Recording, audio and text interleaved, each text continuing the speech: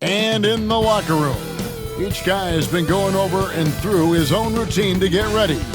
But once they take the floor, they're one single unit. Welcome, everyone, to the play-in tournament as the 9th and 10th seeds of the Eastern Conference battle for a chance at the NBA playoffs. I'm Kevin Harlan, joined by Greg Anthony and Richard Jefferson, with David Aldridge roaming the sideline. Here are the starters for Brooklyn. Bam Adebayo is out there with Klingon. Then it's Darius Garland.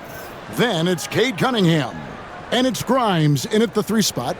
And for the Wizards, DeAndre Hunter out there with Reed. Then there's Mohamed Bamba. Then it's Paolo Banchero. And it's Nembhard in at the 2 guard. And these two teams are both aggressive, attacking in transition. Well, you've got to play to your strengths, right? But really, the league in general is looking for early offense. These teams, no different. To the inside, Adebayo comes up empty down low. And here's Banchero. He'll bring it up for Washington. Now, Nembhard. Reed finds Banchero. Nice ball movement by Washington. For 3, Hunter sinks the three-pointer. A very consistent three-point shooter. Hunter shoots it well from there because of how confident he is. Garland, the pass to Grimes.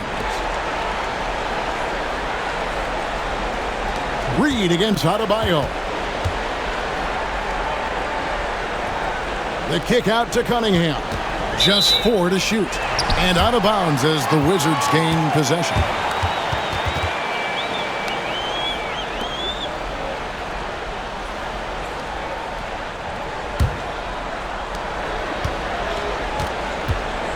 Here's Banchero. Pass to Hunter.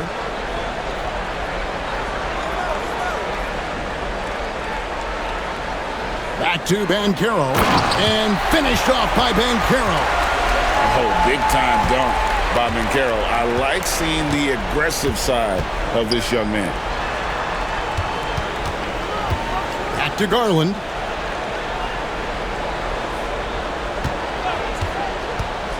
Shoots over Nembhard.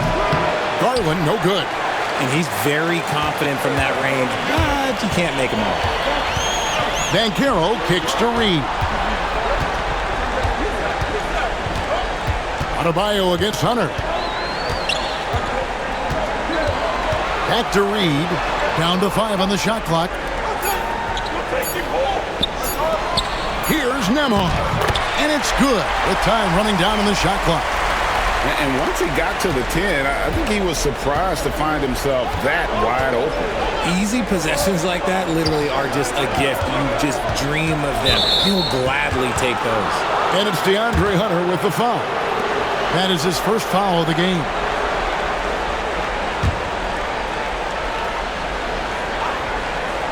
Here's Cunningham. Last game he had 13.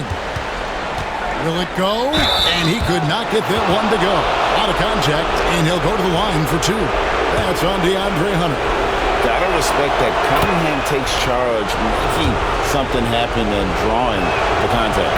And what strikes me about Cade Cunningham is he's still growing. He's still capable of doing more on the floor, and he has the work ethic and attitude to make those improvements and become a real factor on the floor. Now, here's Reed. Coming off a solid outing against Miami. Hunter, no one around him. And the 3 off target. The Nets still looking like they're getting going. Trailing by 5. Pass to Klingon. Now, here's Cunningham. Adebayo with a screen for Cunningham. And again, no good by Brooklyn. That's the 3rd straight miss to start this game, and they're still looking for their first basket. And here's Banchero. And here's Reed. He's playing a pretty big role for him at the offensive end, averaging about 12.5 points a game. 3 on the clock. And the Wizards getting another bucket right there. And hitting the mid-range jumper here early gives the defense just another thing to think about. And you don't see many teams take these shots as often anymore. It's nice to see them take advantage in this area. And Jordi Fernandez has called a timeout. And coach has decided they need a moment to talk things over.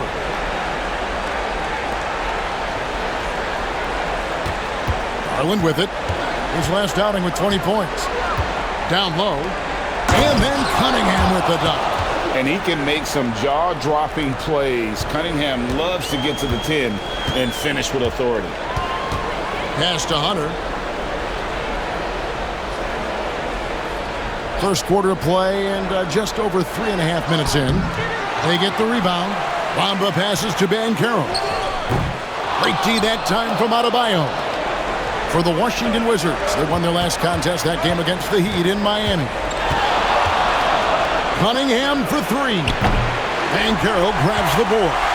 Still very early, but that's not the start they want. 1 for 5 shooting.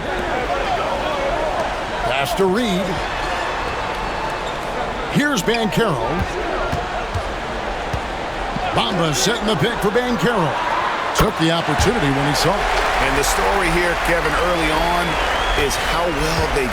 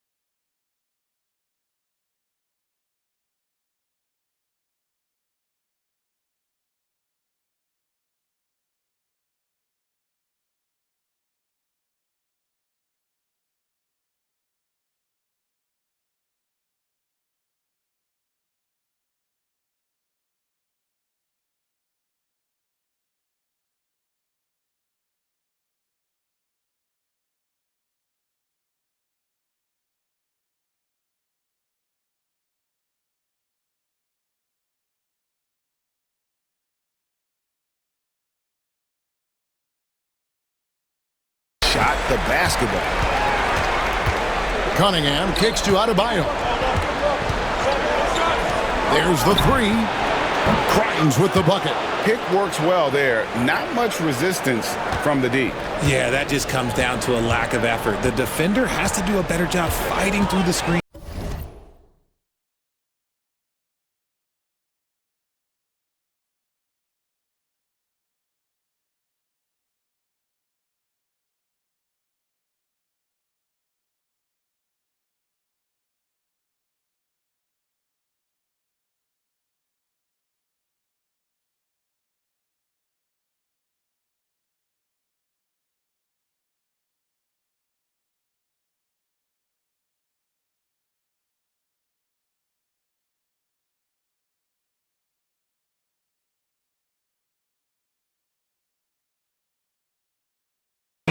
Pass to Nembhard.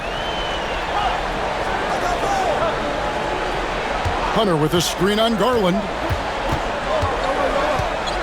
Here's Nembhard. Rebounded by the Nets. And now the fast break. Garland with the ball. Here's Cunningham. And Cunningham.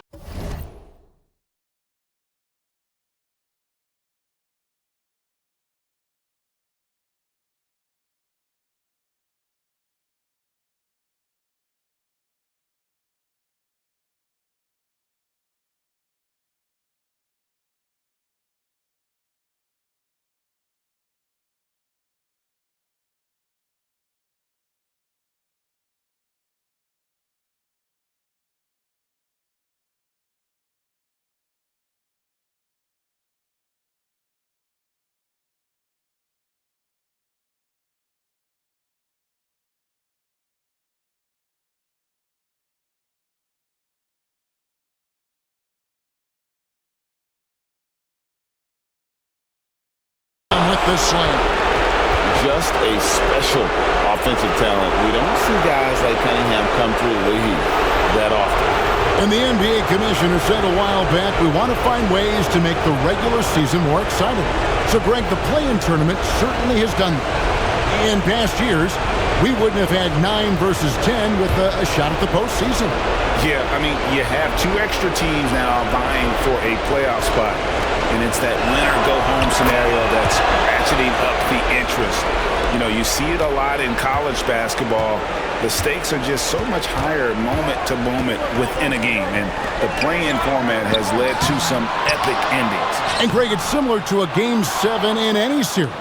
The one-and-done element raises the intensity for sure, the injury. So when a guy does something spectacular, it resonates on a higher scale. That's often how legends are made.